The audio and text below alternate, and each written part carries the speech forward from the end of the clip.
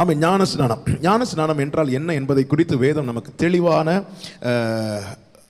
வெளிச்சத்தை காண்பிக்கிறது. 1 பேதுரு 3:21. ஞானஸ்நானமானது மாம்ச அழுக்கை நீக்குதலா இராமல் தேவனை பற்றும் நல் மனசாட்சியின் உடன்படிக்கையாயிருக்கிறது. அப்போ ஞானஸ்நானம் என்பது மாம்ச அழுக்கை நீக்குதல் அல்ல. ஞானஸ்நானம் எடுப்பது என்பது அது மாம்ச அழுக்கை நீக்குதல் அல்ல. அப்போ மாம்ச அழுக்கு எப்படி நீக்கப்படுகிறது, எப்பொழுது நீக்கப்படுகிறது?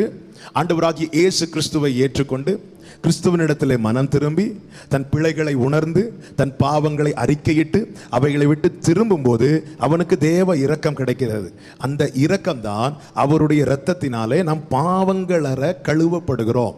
அந்த இரத்தத்தினால் நாம் சுத்திகரிக்கப்படுகிறோம். இயேசு கிறிஸ்துவின் இரத்தம் சகல பாவங்களையும் நீக்கி சுத்திகரிக்கிறது. அப்ப பாவமர நாம் சுத்திகரிக்கப்படுகிறது அல்ல ஞானஸ்நானம். ஞானஸ்நானம் என்பது அதற்கு முந்தின நிலை. அதாவது சுத்திகரிக்கப்படுகிறது என்பது ஞானஸ்நானத்துக்கு முந்தின நிலை. அதுதான் மனம் திரும்புதல் அல்லது ரட்சிப்படைகிற நிலை. அப்போ சுத்திகரிக்கப்பட்ட பின்பு, நாம் கழுவப்பட்ட பின்பு, அதாவது இரத்தத்தால் மீட்கப்பட்ட பிறகு அந்த நல் மனசாட்சியோடு நாம் மனசாட்சி துர்மனசாட்சி நீங்க சுத்திகரிக்கப்படுகிறோம். கெட்ட காரியங்கள் எல்லாம் அகல நாம் சுத்திகரிக்கப்படுகிறோம். இப்பொழுது புது சிருஷ்டியா இருக்கிறோம், இரத்தத்தாலே கழுவப்படுகிறோம். ஆமாம், இப்பொழுது சுத்திகரிக்கப்பட்ட பிறகு, அதாவது இரத்தத்தாலே கழுவப்பட்ட பிறகு அந்த நல்ல மனசாட்சியோடு நாம் தேவனோடு செய்கிற உடன்படிக்கை தான் ஞானஸ்நானம். பாவ மன்னிப்பை பெற்றுக்கொண்டு கர்த்தரோடு நாம் பண்ணும் உடன்படிக்கை, நல்ல மனசாட்சியின் உடன்படிக்கை. அப்போ ஒரு காரியம் தெளிவா தெரியுது. அப்போ ரட்சிக்கப்படாம, அதாவது துர்மனசாட்சியோடு தேவனோடு உடன்படிக்கை செய்ய முடியாது. அப்ப ஞானஸ்நானம் பெறுவதற்கு முன்னே அந்த நபர் கண்டிப்பாக ரட்சிக்கப்பட்டிருக்க வேண்டும். அதாவது இயேசு கிறிஸ்துவின் இரத்தத்தாலே கழுவப்பட்டிருக்க வேண்டும். ஞானஸ்நானம் என்பது ஏதோ ஒரு சடங்கு அல்ல. வயசு 18 ஆச்சு, நீ ஞானஸ்நானம் எடுத்தியா அப்படி கேட்டு எடுப்பதல்ல. அது நல் மனசாட்சியின் உடன்படிக்கை. துர்மனசாட்சியோடு பாவங்களில் இருந்து கொண்டு ஒருவனுக்கு இந்த உடன்படிக்கையை செய்ய முடியாது. பாவங்களில் இருந்து கொண்டு அவன் செய்வானானால், அல்லது எல்லாரும் செய்யறாங்க, என் கூட இருக்கிற என் கூட படிச்ச எல்லாருமே ஞானஸ்நானம் எடுக்கிறாங்க, நானும் போய் எடுக்கணும், அப்படி செய்வானானால் அது உண்மையான உடன்படிக்கை அல்ல. தேவனை பற்றும் நல் மனசாட்சியின் உடன்படிக்கை. அப்ப நல்ல மனசாட்சி நமக்கு உண்டாக வேண்டுமானாலே நாம் அவரால் கழுவப்பட்டிருக்க வேண்டும், சுத்திகரிக்கப்பட்டிருக்க வேண்டும், இரத்தத்தால் சுத்திகரிக்கப்பட்டிருக்க வேண்டும். இரத்தத்தாலே சுத்திகரிக்கப்படுவது எப்பொழுது? தேவனிடத்தில் நம் பிழைகளை உணர்ந்து நம் பாவங்களை அறிக்கை செய்து அவைகளை விட்டு திரும்பி நம் ஆண்டவராகிய இயேசு கிறிஸ்துவை சொந்த இரட்சகராய் ஏற்றுக்கொள்ளும் போது. இயேசு என் பாவங்களுக்காக மரித்தார், என்னுடைய மீறுதல்களுக்காக என் பாவங்களை எல்லாம் இயேசு கிறிஸ்து சுமந்து தீர்த்தார், என்னுடைய பலவீனங்களை சுமந்து தீர்த்தார் என இயேசு கிறிஸ்துவின் மேல் விசுவாசம் வைத்து அவரை சொந்த இரட்சகராய் நாம் ஏற்றுக்கொள்ளும் போது அவருடைய இரத்தத்தாலே நமக்கு இந்த மீட்பு கிடைக்கிறது. நாம் கழுவப்படுகிறோம், நாம் சுத்திகரிக்கப்படுகிறோம். அப்படி சுத்திகரிக்கப்பட்ட பிறகு துர்மனசாட்சி நீங்கி இப்பொழுது நல்ல மனசாட்சி உண்டாகிறது. இந்த நல்ல மனசாட்சி கழுவியாச்சு, சுத்திகரிக்கப்பட்டாச்சுன்னு சொல்லிட்டு திருப்பி கால் போன போக்கில் மனம் போன போக்கில் செல்லாமல் நம்மை கழுவினவரோடு நம்மை சுத்திகரித்தவரோடு நாம் ஒரு உடன்படிக்கை செய்து கொள்ளுகிறோம். அந்த உடன்படிக்கையின் பெயர் தான் ஞானஸ்நானம். பேப்டிசோ என்கிற கிரேக்க பதத்திலிருந்து தான் பேப்டிசம் என்கிற வார்த்தை எடுக்கப்பட்டது. அந்த வார்த்தையினுடைய சரியான அர்த்தம் இம்மர்ஸ், அதாவது மூழ்குதல். ஞானஸ்நானம் என்பது மூழ்கி எழும்புறது, மூழ்கு தண்ணீரில் மூழ்கிற அனுபவம், முங்கி எழும்பணும், மூழ்கி எழும்பணும். இதுதான் அந்த உடன்படிக்கை செய்வதற்கான வழிமுறை. இயேசு கிறிஸ்துவோடு நாம செய்கிற உடன்படிக்கை, நல் மனசாட்சியோடு நாம செய்கிற உடன்படிக்கை. நாம் பாவ சேற்றில் இருந்தோம், அவர் தேடி வந்தார், தூக்கி எடுத்தார், கழுவினார், சுத்திகரித்தார். அதன் பிறகு நாம என்ன செய்கிறோம்? ஆண்டவர் வெயிட் பண்ணிட்டு இருக்கிறார். ஆண்டவரே, இதுவரை நான் உலகத்துக்கு அடிமையா இருந்தேன், என் மாம்சமும் மனசு விரும்பின பிரகாரம் செய்து கொண்டு வந்தேன். அப்படிப்பட்ட என்னை பாவங்கள் அற கழுவி என்னை சுத்தவானாய் பரிசுத்தவானாய் மாற்றினீரே ஆண்டவரே. நான் வாழ்நாளெல்லாம் உம்முடையவனாய் அல்லது உம்முடையவளாய் நான் இருக்க வாழ விரும்புகிறேன் என்று தங்களை ஒப்பு கொடுத்து அவரோடு செய்கிற அந்த நல் மனசாட்சியின் உடன்படிக்கை தான் ஞானஸ்நானம். ஆமென். இரத்தத்தால மீட்கப்பட்டு கழுவப்பட்ட அல்லது இயேசு கிறிஸ்துவை சொந்த இரட்சகராய் ஏற்றுக்கொண்ட தேவ பிள்ளைகள் அவரோடு இந்த உடன்படிக்கையை கண்டிப்பாக செய்ய வேண்டும். பாருங்க, ஒரு திருமணத்துக்கு முன்னாடி ஒரு என்கேஜ்மெண்ட் வைக்கிறாங்க. எதுக்கு வைக்கிறாங்க? அதை நிச்சயிக்கிறாங்க. இவன் இவளுக்கு இவள் இவனுக்கு என்கிற அந்த காரியத்தை உறுதிப்படுத்துறாங்க, நிச்சயிக்கிறாங்க. அதன் பிறகு ஒரு திருமண நாளை குறித்து அவர்களுக்குள்ள இந்த திருமணத்தை ஏற்படுத்தி வைக்கிறாங்க. பார்க்குறாங்க, பேசுகிறாங்க, ரெண்டு வீட்டாரும் பார்க்குறாங்க, பார்த்துட்டு ஓகே, ரெண்டு வீட்டாருக்கும் சம்மதம் ஆகிட்டு எல்லாம் ஓகே ஆகிட்டு, ஓகே ஆனது என்ன பண்ணுறாங்க, திருமணத்துக்கு முன்னாடி அதை நிச்சயிக்கிறாங்க. நிச்சயித்து உறுதிப்படுத்தின பிறகு அந்த திருமண நாள் வரும்போது ரெண்டு பேரையும் போதகர் ஜெபம் பண்ணி கைப்பிடித்து கொடுக்குறாங்க, உடன்படிக்கை செய்து வைக்கிறாங்க. நிச்சயித்து உடன்படிக்கை செய்து வைக்கிறாங்க. அதன் பிறகு பார்த்தீங்கன்னா வாழ்நாள் என்ன சொல்லுவாங்க, வாழ்விலும் தாழ்விலும் இன்பத்திலும் துன்பத்திலும் மரணம் உங்களை பிரிக்கும் வரையிலும் இவன் ஒருவனுக்கு இவன் ஒருவனுக்கு இவள் ஒருவளுக்கு என்று சொல்லி அந்த உடன்படிக்கை செய்து வைக்கிறாங்க. பாருங்க, அந்த உடன்படிக்கை செய்த பிறகு அந்த நபரை பார்த்தா சொல்லுவாங்க இன்னாருடைய ஹஸ்பண்ட், அந்த ஸ்திரியை பார்த்து சொல்லுவாங்க இன்னாருடைய மனைவி என்று. ஏன்? எல்லா கண்களுக்கு முன்பாக அவர்கள் உடன்படிக்கை செய்திருக்கிறார்கள். அதே போலதான் நானும் நீங்களும் அவருடையவர்கள் என்பதற்கு அடையாளமாக நாம் அவரோடு செய்கிற அந்த நல் மனசாட்சியின் உடன்படிக்கை தான் ஞானஸ்நானம். இங்கே நான் இதுல ஒரு காரியத்தை கூட சொல்லிவிட்டு அடுத்த காரியத்தை உங்களோடு சொல்லுகிறேன். இங்கே சொல்லப்பட்டிருக்கிறது அதற்கு ஒப்பனையான ஞானஸ்நானமானது என்று. எதற்கு ஒப்பனையான? அதற்கு மேல படிக்கும் போது 20வது வசனத்தில் சொல்லப்பட்டிருக்கிறது 8 பேர் பேழையில் பிரவேசித்தார்கள், ஜலத்தினாலே காக்கப்பட்டார்கள். அதற்கு ஒப்பனையான ஞானஸ்நானம். அப்போ ஞானஸ்நானத்துக்கு நிழலாக நோவாவின் பேழையும் அங்கே அந்த நாளில் உண்டான அந்த ஜல பிரளயமும் சொல்லப்பட்டிருக்கிறது. நல்ல கவனமாக கேளுங்க. எப்படி நோவாவின் பிரசங்கம், நோவா நீதியை பிரசங்கித்தான் என்று 2 பேதுரு 2வது அதிகாரம் 5வது வசனத்திலே சொல்லப்பட்டிருக்கிறது. 2 பேதுரு 2:5 பூர்வ உலகத்தையும் தப்ப விடாமல் இருக்க நீதியை பிரசங்கித்தவனாகிய நோவா முதலா 8 பேரை காப்பாற்றி. இந்த 2 வசனத்தையும் சேர்த்து சொல்றேன். நோவா என்ன செய்கிறார் என்றால் ஒரு பேழையை கட்டுகிறார். பேழையை கட்டி நீதியை பிரசங்கிக்கிறார். பழைய ஏற்பாட்டு காரியங்கள்லாம் புதிய ஏற்பாட்டுக்கு நிழலா இருக்கிறது. அதற்கு ஒப்பனையான இவைகள் எல்லாம் திருஷ்டாந்தங்கமா எழுதப்பட்டிருக்கிறது என்றெல்லாம் வேதத்திலே நமக்கு பார்க்கிறோம். ஆமா, ஒரு நாளும் பழைய ஏற்பாட்டை தள்ளிடக்கூடாது. பைபிள்னாலே பழைய ஏற்பாடும் புதிய ஏற்பாடும் இணைந்தது தான். ஆமா, ஏன் நான் இதை சொல்றேன், இன்னைக்கு நிறைய பேர் பழைய ஏற்பாடு இன்னைக்கு படிக்கவே தேவையில்லைன்னு கூட சொல்ற கூட்டத்தார் எழுப்பிட்டாங்க. அப்படி கிடையாது. பழைய ஏற்பாடு இல்லாம புதிய ஏற்பாடு ப்ரூஃப் ஆகல. ஆமென். பழைய ஏற்பாடுன்னு ஒன்று, பழைய ஏற்பாடு இருக்கிறதுனால தான் புதிய ஏற்பாட்டில் உள்ள வார்த்தைகள் எல்லாம் அதில் சொல்லப்பட்டது போல இருக்கிறதை நம்மால பார்க்க முடிகிறது, அதிகமாக விசுவாசிக்க முடிகிறது. ஒரு நாளும் பைபிளில் எதையும் தள்ள தேவன் யாருக்கு அனுமதி கொடுக்கவில்லை. ஆமென். அப்போ நல்ல கவனமாக கேளுங்க. நீதியை பிரசங்கித்த நோவா முதலா 8 பேர் காப்பாற்றப்பட்டார்கள். நோவா பேழை கட்டும் போதே நோவா நீதியை பிரசங்கிக்கிறான், வரப்போகிற காரியத்தை சொல்லுகிறான், தேவனுடைய எச்சரிப்பை சொல்லுகிறான். நீங்கள் தப்பும்படி இந்த பேழைக்குள் பிரவேசியுங்கள், நீங்கள் வருகிற தேவ கோபாக்கினைக்கு தப்பும்படி இந்த பேழைக்குள் பிரவேசியுங்கள் என்று நோவா நீதியை பிரசங்கித்திருக்க அநேகர் கேட்டார்கள். ஆனா 8 பேர் மாத்திரம் அந்த பிரசங்கத்துக்கு கீழ்ப்படிந்து, அந்த செய்திக்கு கீழ்ப்படிந்து இந்த பேழைக்குள் பிரவேசித்தார்கள். நோவா உட்பட 8 பேர். அந்த 8 பேரும் காக்கப்பட்டார்கள். அதே போல அதற்கு ஒப்பனையான, அப்படி என்றால் இந்த நாட்களிலே சுவிசேஷத்தை ஏற்றுக்கொண்டு இயேசுவை ஏற்றுக்கொண்டு அந்த கிறிஸ்து எப்படி அந்த 8 பேர் பேழைக்குள் பிரவேசித்தார்களோ அதே போல நீதியை கேட்டு, அதாவது சுவிசேஷத்தை கேட்டு, ராஜ்யத்தின் சுவிசேஷத்தை கேட்டு தேவ எச்சரிப்பை பெற்று கிறிஸ்துவுக்குள் பிரவேசிக்கிற அனுபவம் தான் ஞானஸ்நானம். கீழ்ப்படுகிறவர்கள் பேழைக்குள் பிரவேசித்தார்கள், கீழ்ப்படுகிறவர்கள் இதற்கு தங்களை விட்டுக் கொடுப்பார்கள். ஆமென். பாருங்கள், யோவான் சுவிசேஷத்தில் இப்படி சொல்லப்பட்டிருக்கிறது. லூக்கா சுவிசேஷத்தில் 7வது அதிகாரத்தின் 30வது வசனத்தை வாசியுங்கள். லூக்கா 7:30. லூக்கா சுவிசேஷம் 7வது அதிகாரம் 30வது வசனம். பரிசேயரும் நியாயசாஸ்திரிகளுமோ அவனாலே ஞானஸ்நானம் பெறாமல் தங்களுக்கு கேடுண்டாக தேவனுடைய ஆலோசனையை தள்ளிவிட்டார்கள். அவன் ஞானஸ்நானம் பெறாதவர்கள் தங்களுக்கு கேடுண்டாக்குகிறார்கள். ஞானஸ்நானம் என்பது ஒரு குறிப்பிட்ட டினாமினேஷனுடைய சட்டம் அல்ல, மனிதன் வைத்த சட்டமும் அல்ல. இது வேதம் நமக்கு எழுதி கொடுத்திருக்கிறது, வேதம் நமக்கு காண்பிக்கிற மார்க்கம். ஒருவன் மறுபடியும் பிறவாவிட்டால் தேவனுடைய ராஜ்யத்தை காண மாட்டான். ஒருவன் ஜலத்தினாலும் ஆவியினாலும் பிறவாவிட்டால் தேவனுடைய ராஜ்யத்தில் பிரவேசிக்க மாட்டான். பரிசேயர்கள் நியாயசாஸ்திரிகள் என்ன பண்றாங்க அப்படின்னா, தங்களுக்கு கேடுண்டாக ஞானஸ்நானம் பெறாமல் தேவனுடைய ஆலோசனையை தள்ளிவிட்டார்கள். ஞானஸ்நானம் எடுக்காதவங்க தங்களுக்கு கேடு உண்டாக்குறாங்க. பரலோகம் கிடைக்கும் கிடைக்கும் கிடைக்கும் கிடைக்கும் நம்பி நம்பி நம்பி நம்பி ஞானஸ்நானம் எடுக்காதவங்க எனக்கு எப்படியும் பரலோகம் கிடைச்சிடும் நம்பி நம்பி நம்பி தங்களை தாங்களே வஞ்சித்துக் கொண்டிருக்கிறார்கள், தங்கள் ஆத்மாவுக்கு கேடு உண்டாக்குகிறார்கள். இது வேதம் நமக்கு எழுதி கொடுத்து காண்பிக்கிறது. தேவனோடு நாம் செய்கிற உடன்படிக்கை, அந்த பாருங்க எப்படி உடன்படிக்கை செய்த மணவாட்டியை மணவாளன் வந்து அழைச்சிட்டு போவார். நிச்சயிக்கப்பட்ட மணவாட்டியை மணவாளன் வந்து அழைச்சிட்டு போவார். இனி கிறிஸ்து வருகிறது தம்முடையவர்களுக்காக வருவார், தமக்கு காத்திருக்கிறவர்களுக்காக வருவார். என்கேஜ்மெண்ட் முடிச்ச பிள்ளைய பாருங்க, அந்த நிச்சயிக்கப்பட்ட மணவாளனுக்காய் காத்திருப்பார்கள், அந்த நாளுக்காய் காத்திருப்பாள். அதே போலதான் தேவனோடு உடன்படிக்கை செய்து கொண்டவர்கள் அவருக்காய் காத்திருக்கிறார்கள். வேதம் சொல்லுகிறது இனி அவர் வரப்போகிறது காத்திருக்கிறவர்களுக்காக. ஆண்டவர் சொல்லுகிறார், என்னுடையவர்களை மீட்கும் வருஷம் வந்தது, நீதியை சரி கட்டும் நாள் மனதில் இருக்கிறது, என்னுடையவர்கள். அப்போ இனி அவர் வருவது எல்லாருக்காகவும் கிடையாது, அவரோடு உடன்படிக்கை செய்து அவருக்காய் காத்திருக்கிறவர்களுக்காக வருவார். தேவனை பற்றும் நல் மனசாட்சியின் உடன்படிக்கை.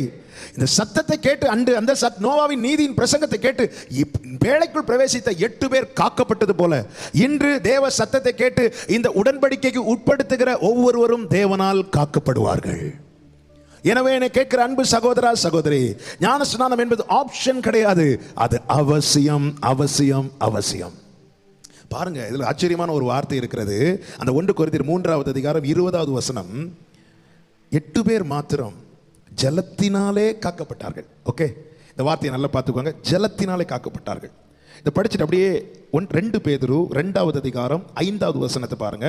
பூர்வ உலகத்தையும் தப்ப விடாமல் இருக்க நீதியை பிரசங்கித்தவனாகிய நோவா முதலா 8 பேரை காப்பாற்றி அவபக்தி உள்ளவர்கள் நிறைந்த உலகத்தின் மேல் ஜல பிரளயத்தை வரப்பண்ணினார்.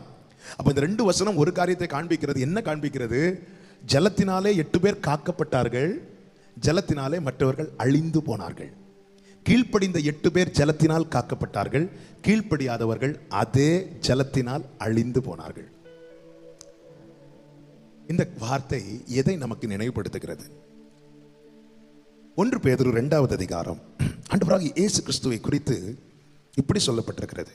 6-7 வசனங்களை வாசிங்கள். 1 பேதுரு 2வது அதிகாரத்தின் 6-7 வசனங்கள். அந்தபடியே இதோ தெரிந்து கொள்ளப்பட்டதும் விலையேற பெற்றதுமாயிருக்கிற மூலைக்கல்லை சீயோனில் வைக்கிறேன், அதின்மேல் விசுவாசமாய் இருக்கிறவன் வெட்கப்படுவதில்லை என்று வேதத்தில் சொல்லி இருக்கிறது. ஆகையால் விசுவாசிக்கிற உங்களுக்கு அது விலையேற பெற்றதா இருக்கிறது. கீழ்ப்படியாமல் இருக்கிறவர்களுக்கோ, அடுத்த வார்த்தை பாத்தீங்க, கீழ்ப்படியாமல் இருக்கிறவர்களுக்கோ வீட்டை கட்டுகிறவர்களால் தள்ளப்பட்ட பிரதான மூலைக்கல்லாகிய அந்த கல், கீழ்ப்படியாதவர்களுக்கு அந்த கல் இடறுதற்கு ஏதுவான கல்லும் விழுதற்கேதுவான கல்மலையும் ஆயிற்று. நல்ல கவனிங்க, கிறிஸ்துவாகிய கல் ஜீவனுள்ள கல். ஆமென். கிறிஸ்துவின் மேல விசுவாசம் உள்ளவர்களுக்கு அது விலையேறப்பட்டதா இருக்கிறது. கீழ்ப்படியாதவர்களுக்கு அந்த கல் எப்படி இருக்குதான்? விழுவதற்கேதுவான கல், இடறுவதற்கேதுவான கல்லா இருக்கிறது. இங்கே கீழ்ப்படிந்தவர்கள் எப்படி ஜலத்தினால் காக்கப்பட்டார்களோ அதே போல இயேசுவின் மேல் விசுவாசம் உள்ளவர்கள் அவரால் காக்கப்படுவார்கள். கீழ்ப்படியாதவர்கள் எப்படி ஜலத்தினால் அழிக்கப்பட்டார்களோ அதே போல இயேசுவை ஏற்றுக்கொள்ளாதவர்கள் அவரால் கைவிடப்படுவார்கள். இதைதான் யோவான் பிரசங்கிக்கிறார். யோவான் ஸ்நானகன் என்ன சொல்லுகிறார்? யோவான் சுவிசேஷம் 3வது அதிகாரம், யோவான் சுவிசேஷம் 3வது அதிகாரம் அதனுடைய 11வது வசனத்தை வாசியுங்கள். மனம் திரும்புதலுக்கென்று நான் ஜலத்தினால் உங்களுக்கு ஞானஸ்நானம் கொடுக்கிறேன். அடுத்த வார்த்தை கவனிங்க. எனக்கு பின் வருகிறவரோ என்னிலும் வல்லமையுள்ளவர், அவருடைய பாதரட்சைகளை சுமக்கிறதற்கு நான் பாத்திரவன் அல்ல. அவர் பரிசுத்த ஆவியினாலும் அக்கினியினாலும் உங்களுக்கு ஞானஸ்நானம் கொடுப்பார். 12 தூற்றுக்கூடை அவர் கையில் இருக்கிறது. அவர் தமது களத்தை நன்றாய் விளக்கி தமது கோதுமையை களஞ்சியத்திலே சேர்ப்பார், பதரையோ அவியாத அக்னியினால் சுட்டரிப்பார் என்றார். எங்க இருந்து இந்த வார்த்தை சொல்லுகிறான்? ஞானஸ்நானம் கொடுக்கிற இடத்துல இருந்து. யாரை குறித்து சொல்லுகிறான்? இயேசு கிறிஸ்துவை குறித்து சொல்லுகிறான். என்ன சொல்லுகிறான்? அவர் பரிசுத்த ஆவியினால ஞானஸ்நானம் கொடுப்பார், அக்னியினால ஞானஸ்நானம் கொடுப்பார். கீழ்ப்படுகிறவர்களுக்கு பரிசுத்த ஆவியினால ஞானஸ்நானம், கீழ்ப்படியாதவர்கள் அக்னியினால ஞானஸ்நானம். அது எதை காண்பிக்கிறது? அடுத்த வசனம் தெளிவாய் சொல்லுகிறது. கோதுமையை களஞ்சியத்தில் சேர்க்கிறார். கீழ்ப்படுகிறவர்களுக்கு, இந்த உபதேசத்துக்கு கீழ்ப்படுகிறவர்களை தம்மோடு கூட சேர்த்துக் கொள்கிறார், கீழ்ப்படியாதவர்களை அக்கினியினால் சுட்டரிக்கிறார். ஜலத்தினால் காக்கப்பட்டார்கள், ஜலத்தினால் அழிந்து போனார்கள். விசுவாசிக்கிறவர்களுக்கு அது விலையேறப்பட்ட கல், விசுவாசியாதவர்களுக்கு அது இடறுதலுக்கு ஏதுவான கல். யாரை குறித்து சொல்லப்பட்டிருக்கிறது? நம் ஆண்டவராகிய இயேசு கிறிஸ்துவை குறித்து. அப்பாங்கிற உரிமை வேணும்னா உடன்படிக்கை முதல்ல செய்யுங்க. யார் கீழ்ப்படுகிறாங்களோ தம்முடைய கோதுமையை களஞ்சியத்தில் சேர்க்கிறார், பதரையோ அக்கினியில் சுட்டரிப்பார். எனவேதான் தம்மிடத்தில் ஞானஸ்நானம் பெறும்படி வந்த ஜனங்களை பார்த்து யோவான் சொன்ன வார்த்தை என்ன தெரியுமா? லூக்கா 3வது அதிகாரம் அதனுடைய 7வது வசனம் வாசிங்கள். லூக்கா 3:7. லூக்கா சுவிசேஷம் 3வது அதிகாரம் 7வது வசனம். அவன் தன்னிடத்தில் ஞானஸ்நானம் பெறும்படிக்கு புறப்பட்டு வந்த திரளான ஜனங்களை நோக்கி விரியன் பாம்பு குட்டிகளே, வரும் கோபத்துக்கு தப்பித்துக் கொள்ள உங்களுக்கு வகை காட்டினவன் யார்? அந்த வார்த்தையை பாத்தீங்களா? யாரை பார்த்து சொல்ற? ஞானஸ்நானம் பெற்றுக்கொள்ளும்படி வந்தவங்களை பார்த்து கேட்கிறான், வரும் கோபத்துக்கு தப்பித்துக் கொள்ள உங்களுக்கு வகை காட்டினவன் யார்? அந்த வகை என்ன? ஞானஸ்நானம். வரும் கோபத்துக்கு தப்பித்துக் கொள்ள என்ன செய்யணும்? அந்த நாளுக்கு முன்னே நீ தேவனோடு உடன்படிக்கை செய்து கொள். ஞானஸ்நானம் அவசியமா? ஞானஸ்நானம் அவசியம். இல்லை என்றால் நம் கோதுமை என்கிற லிஸ்ட்ல காணப்பட மாட்டோம், பதர் என்கிற லிஸ்ட்ல காணப்படுவோம். கோதுமையை அவர் களஞ்சியத்தில் சேர்க்கிறார், பதரையோ அக்கினியினால் சுட்டரிக்கிறார். யோவான் சொல்கிறேன், நான் ஞானஸ்நானம் மட்டும்தான் கொடுக்கிறேன். ஞானஸ்நானம் எடுக்கிறவங்க எடுக்கிறாங்க, எடுக்காதவங்க எடுக்காம இருக்கிறாங்க. விசுவாசிக்கிறவங்க எடுக்கிறாங்க, விசுவாசிக்காம எடுக்காம இருக்கிறாங்க. அதுக்கு என்ன? எனக்கு டியூட்டி இது மட்டும்தான். ஆனா எனக்கு பின் ஒருவர் வருகிறார். அவர் எடுக்கிறவங்களுக்கு பரிசுத்த ஆவியினால ஞானஸ்நானம் கொடுப்பார், எடுக்காதவங்களை அக்னியினால சுட்டரிப்பார். இதுதான் யோவான் சொன்ன சுவிசேஷம். அப்ப ஞானஸ்நானம் எவ்வளவு அவசியம்! ஜலத்தினாலே, கிறிஸ்துவினாலே நாம் காக்கப்பட போகிறோமா அல்லது கைவிடப்பட போகிறோமா? விசுவாசிக்கிறவர்களுக்கு அது விலையேறப்பெற்ற கல், கீழ்ப்படியாதவர்களுக்கோ? எப்படி அந்த 8 பேர் கீழ்ப்படிந்து பேழைக்குள் பிரவேசித்தது நிமித்தம் அந்த ஜலத்தினால் காக்கப்பட்டார்களோ, அதே போல இந்த சத்தியத்துக்கு கீழ்ப்படிந்து அவரோடு கூட உடன்படிக்கை செய்து கொள்ளும்படி தங்களை ஒப்பு கொடுக்கிறவர்கள் அவரால் காக்கப்படுவார்கள். எப்படி அவபக்தி உள்ள ஜனங்கள் கீழ்ப்படியாமல் நீதியை, நோவா பிரசங்கித்த நீதியை தள்ளி, கிறிஸ்துவை தள்ளி அவர்கள் அது நிமித்தமாய் ஜலத்தினால் அழியப்பட்டார்களோ, அதே போல இந்த உடன்படிக்கைக்கு தங்களை விட்டுக் கொடுக்காதவர்கள், இந்த சத்தியத்துக்கு தங்களை விட்டுக் கொடுக்காதவர்கள், கீழ்ப்படியாதவர்கள் அவரால் கைவிடப்படுவார்கள் என்பதில் சந்தேகம் இல்லை. இதுதான் வேதம் நமக்கு காண்பித்து தருகிறது. ஆவியானவர் சபைகளுக்கு சொல்லுகிறதை காதுள்ளவன் கேட்க கடவன். ஆமென்.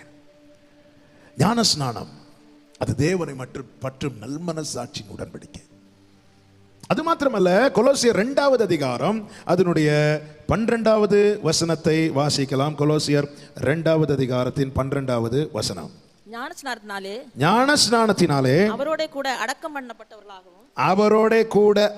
பண்ணப்பட்டவர்களாகவும் அதிலே அவரை மரித்தோரிலிருந்து எழுப்பின தேவனுடைய செயலின் மேலுள்ள விசுவாசத்தினாலே அவரோட கூட எழுந்தவர்களாகவும் இருக்கிறோம். ஞானஸ்நானம் பொதுவா எப்படி கொடுப்பாங்க அப்படின்னா, பாருங்க, ஞானஸ்நானம் எதை சிம்பாலிக்கா அடையாளமா காட்டுது? கிறிஸ்துவுடனே கூட அடக்கம் பண்ணப்பட்டு கிறிஸ்து மரித்து அவர் எழும்பினதற்கு ஒப்பனையாக அந்த செயல் செய்யப்படுகிறது. எனவே தான் ஞானஸ்நானம் கொடுக்கும்போது அந்த தண்ணீரில் மூழ்கி பிற்பாடு தூக்கி விடுகிறார்கள்.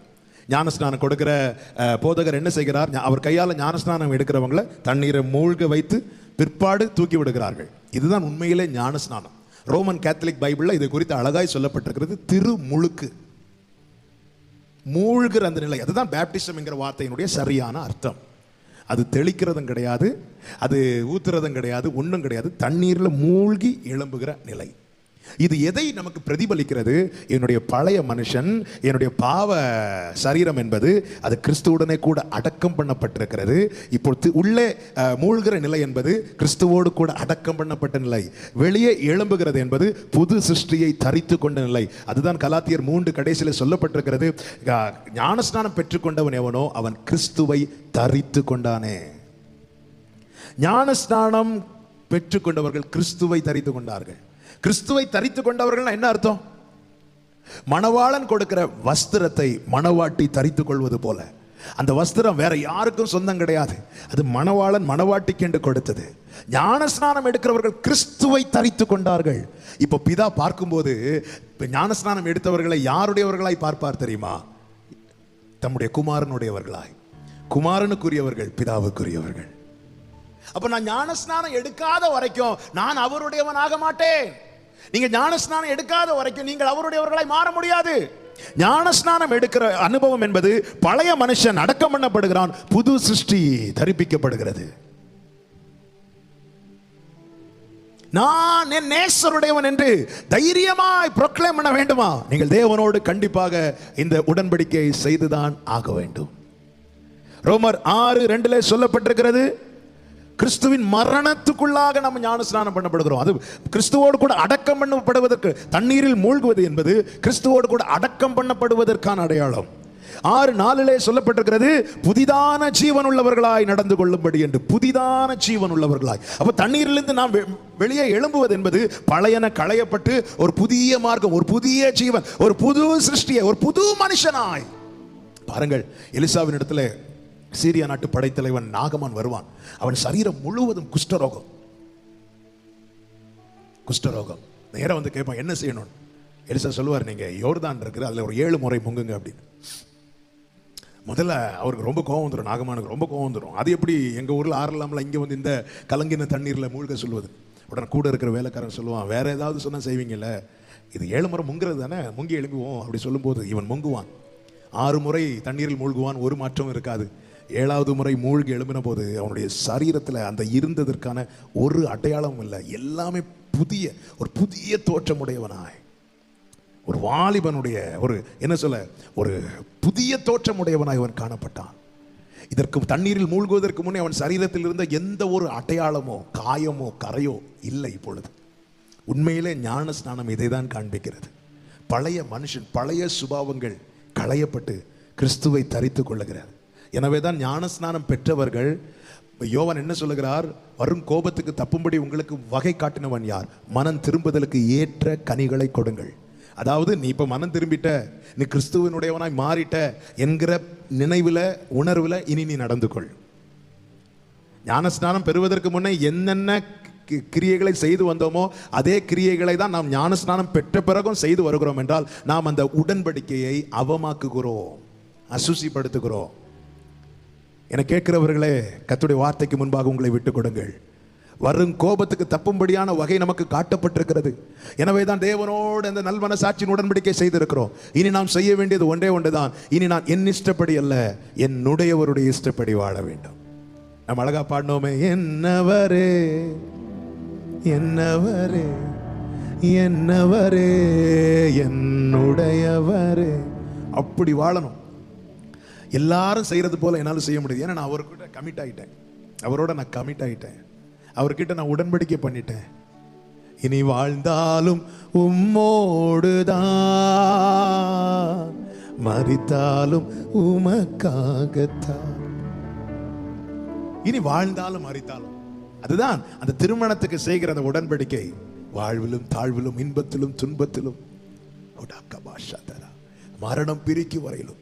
இதைதான் பவுல் சொல்லுகிறார், உயர்வோ தாழ்வோ பசியோ பட்டினியோ நாசமோ மோசமோ வேறு எந்த சிருஷ்டியோ கிறிஸ்துவின் அன்பை விட்டு என்னை பிரிக்க மாட்டாது என்று நான் நிச்சயித்திருக்கிறேன். உடன்படிக்கைக்கு உட்பட்டவர்கள் அந்த உணர்வோடு வாழணும். நான் அவரோடு உடன்படிக்கை பண்ணியிருக்கிறேன், இனி ஒரு நபருக்கு என்னை கொடுக்க முடியாது, அல்லது இனி ஒரு உலக பிரகாரமான காரியத்துக்கு, அசுசியான காரியத்துக்கு நான் என்னை விட்டு கொடுக்க முடியாது. அப்படி நான் செய்வேனே ஆனால் நான் அந்த உடன்படிக்கையை கனவீனப்படுத்துகிறேன், அந்த உடன்படிக்கையை அவமாக்குகிறேன். ஞானஸ்நானம் எடுக்காமல் யாராவது இதை கேட்டுக்கொண்டிருப்பீர்களே ஆனால் சத்தியத்துக்கு செவி கொடுத்து வசனத்துக்கு கீழ்ப்படியுங்கள். ஞானஸ்நானம் எடுத்தவர்கள் இதை கேட்டுக்கொண்டிருப்பீர்களே ஆனால் மனம் திரும்புதலுக்கு ஏற்ற கனிகளை கொடுக்கிறோமா என்று பாருங்கள். இல்லை என்றால் இன்றே மனம் திரும்புங்கள். 1 பேதுரு 2:21 இப்படி சொல்லப்பட்டிருக்கிறது, அவரை பின்பற்றும்படியாய், அவருடைய அடிச்சுவடுகளை நாம் பின்பற்றும்படி அவர் நமக்கு மாதிரியை வைத்து போனார். 1 பேதுரு 2:21 அவருடைய அடிச்சுவடுகளை பின்பற்றும்படி அவர் நமக்கு மாதிரியை வைத்து போனார். அப்ப நமக்காக அவர் வைத்திருக்கிற அடிச்சுவடுகள், அவருடைய அடிச்சுவடுகள் என்ன என்பது அவருடைய வாழ்க்கையை வைத்து பார்த்தால் தெரியும்.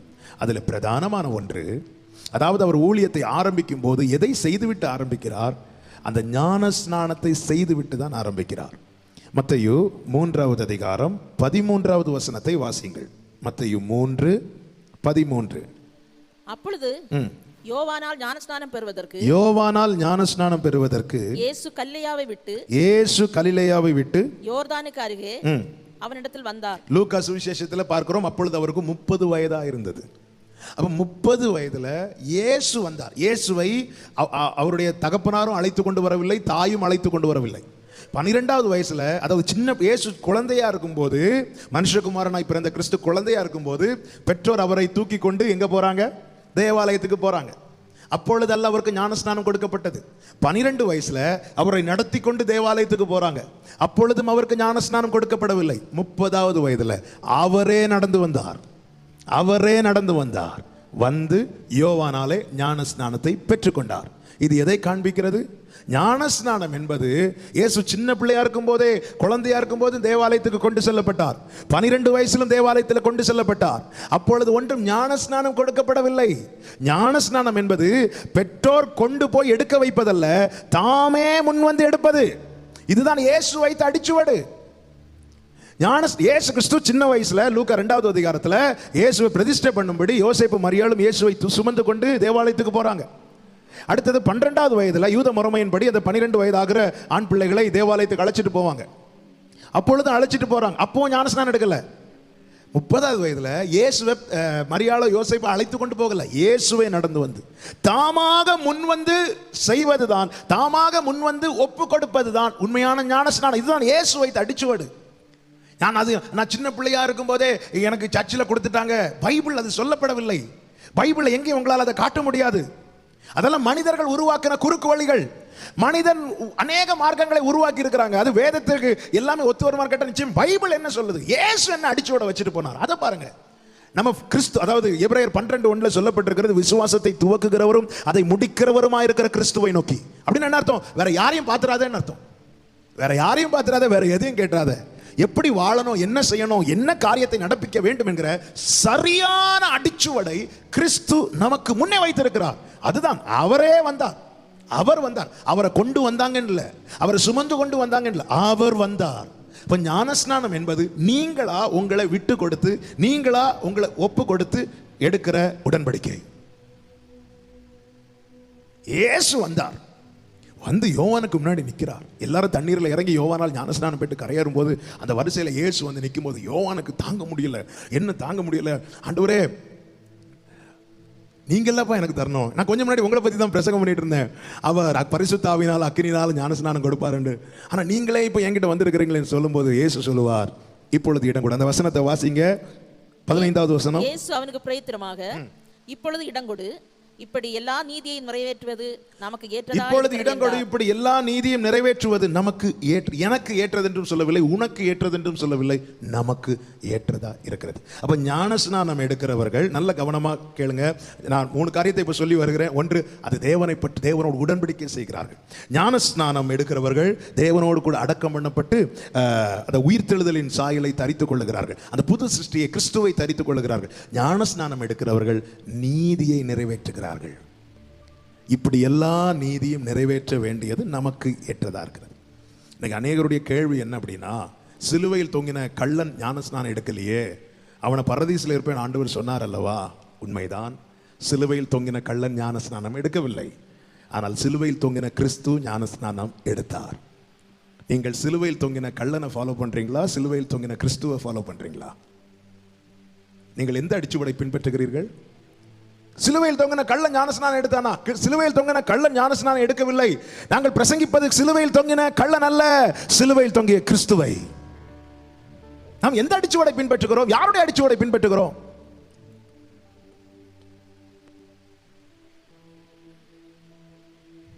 எங்க அப்பா ஊழியம் செய்த காலத்தில் ஒருத்தங்க இந்த கொஸ்டின் எங்க அப்பா கிட்ட கேட்டாங்க, சிலுவையில் தொங்கின கள்ளன் ஞானஸ்நானம் எடுத்தானா என்று.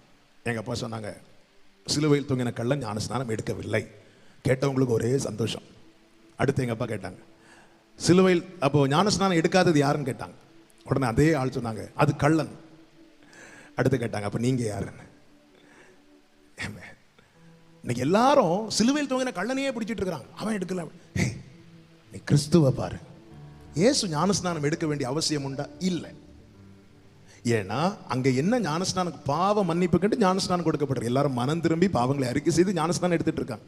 இயேசு கிறிஸ்துவினிடத்தில் எந்த பாவம் இல்லை. இந்த பூமியில் பிறந்த எந்த மனிதனும் பாவத்தில் கற்பந்தரிக்கப்படுகிறான். ஆனால் இயேசு அப்படி இல்லை. யோசேப்பு மரியாளை அறிவதற்கு முன்னே உன்னதமானவருடைய நிழல், உன்னதமானவருடைய பலம், பரிசுத்த ஆவி மரியாளை நிரப்பி அந்த பரிசுத்த வித்து, கிறிஸ்துவாகிய பரிசுத்த வித்து அவளுக்குள்ளே உற்பத்தியாகி வெளியே வந்தார். அவரிடத்தில் எவ்வளவேனும் பாவம் இல்லை. அப்போ அவர் ஞானஸ்நானம் எடுப்பதற்கு எந்த ஒரு அவசியம் இல்லை. ஆனாலும் அவர் நமக்கான அடிச்சுவடங்க வச்சுட்டு போயிருக்கிறார். இது இப்படி செய்வது நமக்கு ஏற்றதா இருக்கிறது. இயேசு செய்தா நான் செய்யறேன், கள்ளை எடுக்கல அதனால் நான் செய்யலன்னு சொல்லாதீங்க. அப்ப நீங்க யாரை பின்பற்றீங்க? எந்த சிலுவை? 3 சிலுவை இருந்துச்சு இல்ல? என்னோட குட் ஃப்ரைடே மெசேஜில் அந்த 3 சிலுவைகளை குறித்து சொல்லியிருக்கிற அந்த செர்மன் கூட இருக்கிறது. நம்ம எந்த சிலுவையை பார்க்கிறோம்? எந்த சிலுவையில் தொங்கினவரை பார்க்கிறோம்?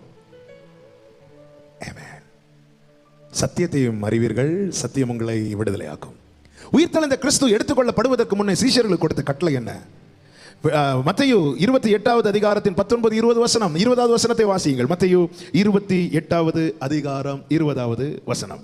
நான் உங்களுக்கு கட்டளையிட்ட யாவையும் அவர்கள் கைக்கொள்ளும்படி அவர்களுக்கு உபதேசம் பண்ணுங்கள். இதோ உலகத்தின் முடிவு. அதுக்கு முந்தின வசனத்தை வாசிங்க. 19வது வசனம். ஆகையால் நீங்கள் புறப்பட்டு போய் சகல ஜாதிகளையும் சீஷராக்கி பிதா குமாரன் பரிசுத்த ஆவியானவருடைய நாமத்தினாலே அவர்களுக்கு ஞானஸ்நானம் கொடுங்கள். அப்ப சீஷராக்கப்பட்டு முதல்ல சீஷராக்குங்க. அதாவது ரட்சிக்கப்பட்டவங்களை ஆண்டவர் எந்த லிஸ்ட்ல கொண்டு வராருன்னா சீஷன்ங்கிற லிஸ்ட்ல கொண்டு வரார். சீஷராக்குங்கள். அதன் பிறகு என்ன செய்யணும்? இமிடியேட்டா அடுத்து செய்ய வேண்டிய காரியம் அவர்களுக்கு ஞானஸ்நானம் கொடுங்கள். அப்ப தெளிவார் முதல்ல சீஷராகணும். அதாவது மனம் திரும்பணும், அவருடையவர்களா மாறணும், அவரை ஏற்றுக்கொள்ளணும். அதன் பிறகுதான் ஞானஸ்நானம் எடுக்கணும். நான் புரியும்படி சொல்றேன். ரட்சிக்கப்பட்ட பிறகு இயேசுவை விசுவாசித்து அவரை ஏற்றுக்கொண்ட பிறகு ஞானஸ்நானம் எடுக்கணும். அதுதான் நல்மனசாட்சியின் உடன்படிக்கை. அதாவது ஒரு திருமணம் நடக்கும்போது யாருன்னே தெரியாத ஒரு ஆளுக்கு போய் கையை பிடிக்க மாட்டாங்க. அதுக்கு முன்னாடி பேசி நிச்சயித்து அந்த நபரை குறித்த சரியான அந்த வெளிச்சத்தை கொடுத்து அது பொண்ணுக்கு அந்த பையனை குறித்த சரியான டீட்டெயிலாம் கொடுக்கப்படும், பையனுக்கு அந்த பொண்ணை குறித்த சரியான டீட்டெயில் கொடுக்கப்படும். அதன் பிறகுதான் அவங்க கைப்பிடிக்கிறாங்க. அந்த நம்பிக்கை உண்டான பிறகுதான் கைப்பிடிக்கிறாங்க. யாருன்னே தெரியல, நம்பிக்கை இல்லை, அந்த நபருக்கு மேல நம்பிக்கை இல்லைன்னா கைப்பிடிக்க மாட்டாங்க. அதனாலதான் திருமணத்துக்கு அந்த டைம் கூட உங்களுக்கு ஏதாவது தடை இருக்கான்னு கேட்கறாங்க. திருமணம் நடத்தும் போது கூட இவரை ஏற்றுக்கொள்ள உன்னிடத்தில் ஏதாவது நியாயமான தடை இருக்கிறதா கேட்கும்போது இல்லைங்கிற கன்ஃபர்மேஷன் வந்ததுக்கு அப்புறம் தான் திருப்பி கைப்பிடிச்சு கொடுக்குறாங்க. அப்போ இயேசுவோடு கூட உடன்படிக்கை செய்யணும்னா முதல்ல அவர் அறியணும், அவர் மேல நமக்கு ஒரு நம்பிக்கை வரணும். அந்த விசுவாசம் வந்த பிறகு அந்த உடன்படிக்கையை செய்யணும். அப்ப மனம் திரும்பி இயேசுவை ஏற்றுக்கொண்டு இயேசுவை விசுவாசித்த பிற்பாடு தான் இந்த ஞானஸ்நான உடன்படிக்கை செய்ய வேண்டும். இயேசுவை யாருனே தெரியாது, ஆமென், பிதா யாருனே தெரியாது, பரிசுத்தாவி யாருனே எனக்கு தெரியாது, ஆனாலும் என் சர்ச்சில் இருக்கிற எல்லாரும் ஞானஸ்நானம் எடுக்கிறாங்க அதனால நானும் போய் எடுக்கிறேன்னா அது உண்மையான ஞானஸ்நானம் அல்ல. இயேசுவை சொந்த ரட்சகரை ஏற்றுக்கொண்ட பிற்பாடு எடுக்கிற ஞானஸ்நானம் தான் உண்மையான ஞானஸ்நானம். ஞானஸ்நானம் பெற்றவங்கள்ட்ட நான் ஒரு கேள்வி கேட்கிறேன். நீங்கள் இயேசுவை ஏற்றுக்கொண்டு இயேசுவின் மேல் விசுவாசம் வைத்துதான் இந்த ஞானஸ்நானம் எடுத்தீர்களா? வேதத்தில் ஒரே ஞானஸ்நானம் என்றுதான் சொல்லப்பட்டிருக்கிறது. ஆனால் அதே வேளையில் அந்த ஒரு ஞானஸ்நானம் எதை காண்பிக்கிறது என்றால் இதுதான் காண்பிக்கிறது, விசுவாசம் வைத்து. நீங்க அப்போஸ்தலர் நடவடிக்கைகளை பார்த்தீங்கன்னா தெரியும்.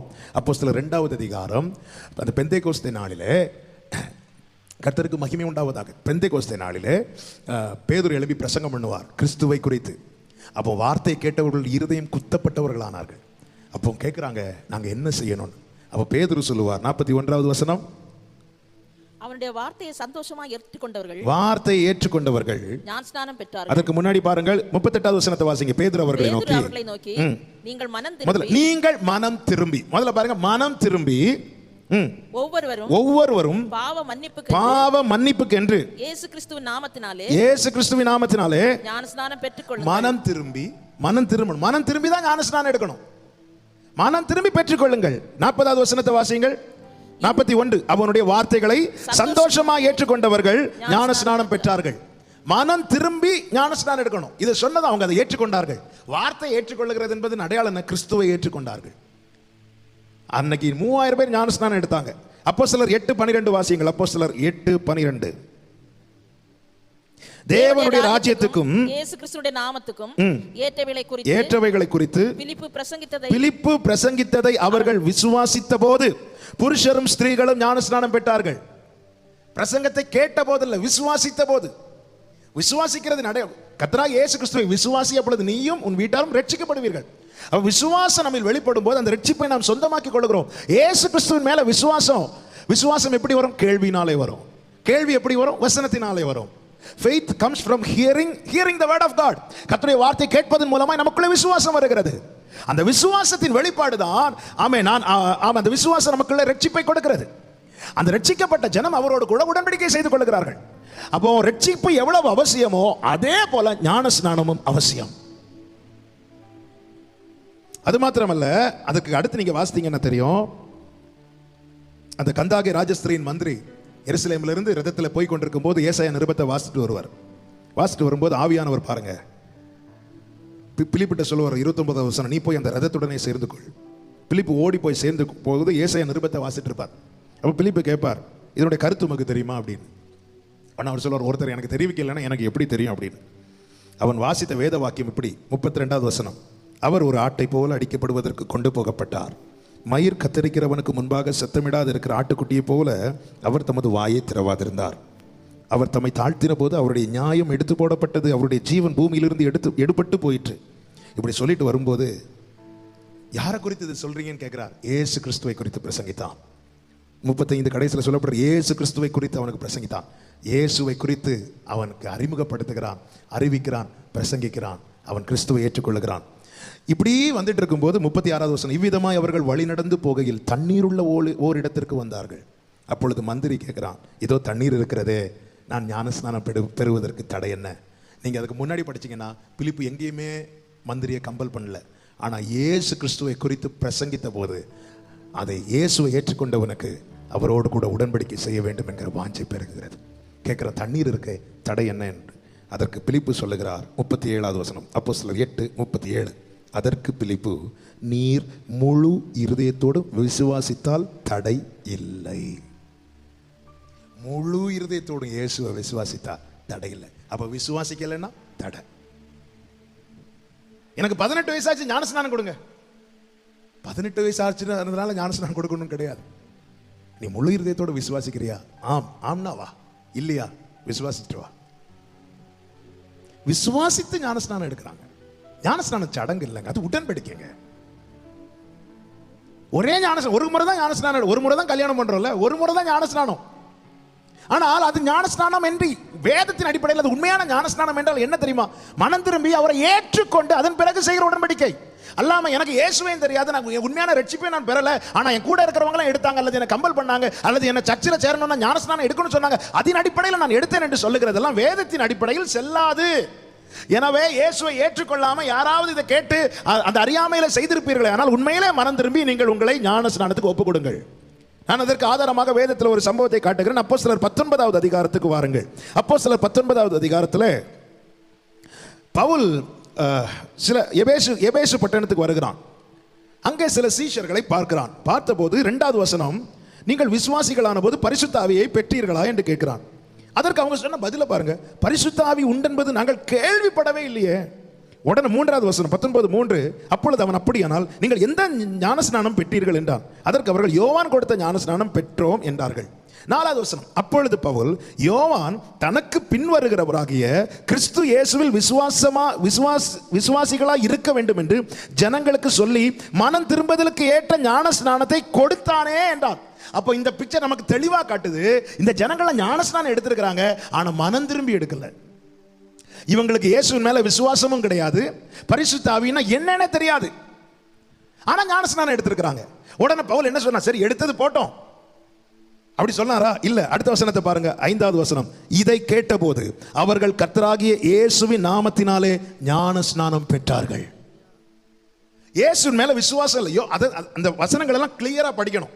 ஏதோ ஒரு வசனத்தை மட்டும் பார்த்துட்டு வரக்கூடாது. அவங்க ஞானஸ்நானம் எடுத்திருக்கிறாங்க, சீஷர்களா இருக்கிறாங்க, ஆனா சொல்றாரு, நீங்க பரிசுத்தாவி உண்டுன்னு எங்களுக்கு தெரியாது. அப்ப நீங்க எந்த ஞானஸ்நானம் எடுத்தீங்க? யோவான் கொடுத்த. யோவான் கரெக்டா கைட் பண்ணாரே உங்களுக்கு.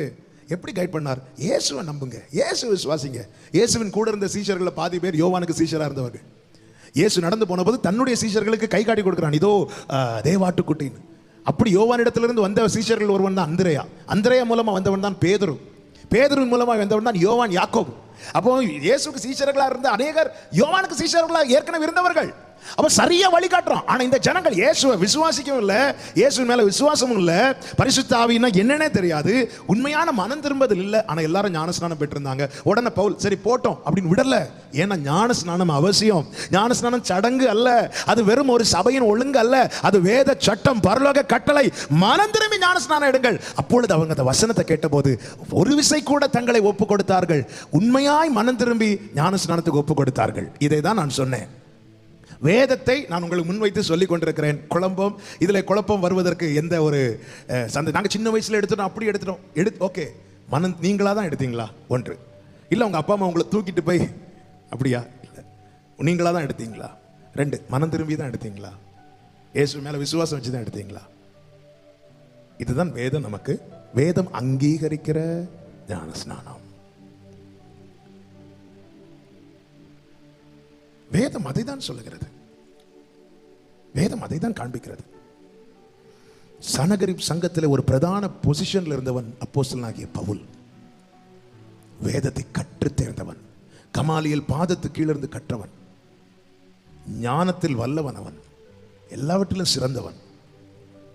ஆனால் அவனுக்கு இயேசுவை தெரியல. தமஸ்குவை நோக்கி கிறிஸ்துவின் சபையை துன்புறுத்த போய்கொண்டிருந்த போது கர்த்தர் அவனை வழியிலே தடுக்கிறார். தடுத்து என்னை ஏன் துன்பப்படுத்துறேன்னு கேட்கிறார்.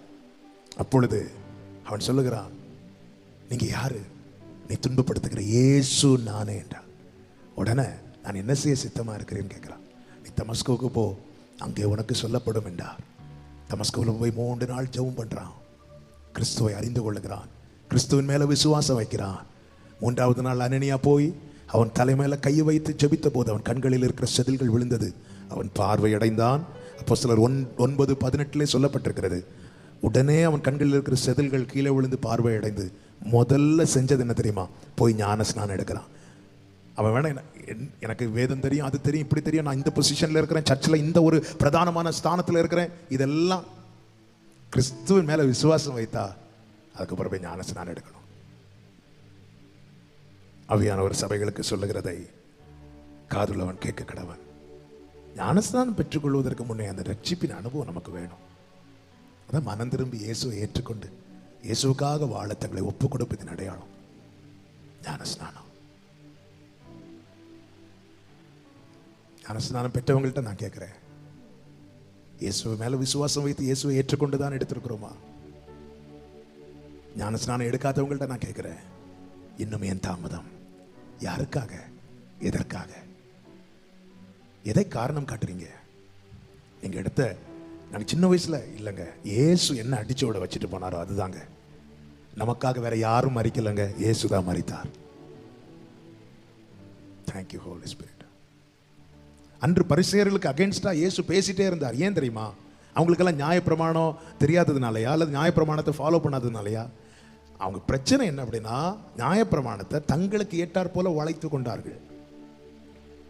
இயேசு அதனால தான் ஃபுல் அட்டாக்காக இருக்கும். மற்றபடி கஷ்டத்தில் வரவங்களுக்கெல்லாம் அப்படி பரிதவித்து மனதுருகி பேசுவார். ஆனால் அந்த வேத பாரகர் பரிசேயர்லாம் அட்டாக்காக இருக்கும், ஒரே அட்டாக்காக தான் இருக்கும், பயங்கர ஸ்ட்ரைட் அட்டாக். ஏன்னா வசனத்தை தங்களுக்கு ஏற்றார் போல மாற்றி, தங்களுக்கு ஏற்றார் போல திரித்து. ஏன்னா அன்னைக்கு எல்லா வீட்லையும் பைபிள் கிடையாது.